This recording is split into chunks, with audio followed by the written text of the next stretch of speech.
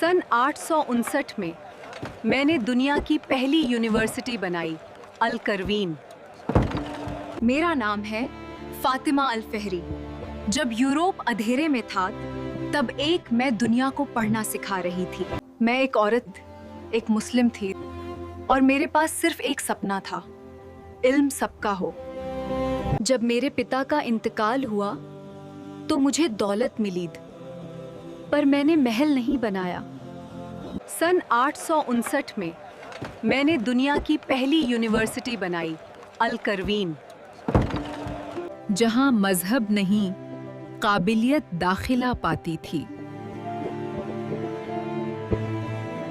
जब कई जगह किताबें बंद थीं, मेरे यहाँ गणित, विज्ञान और दर्शन पढ़ाया जा रहा था।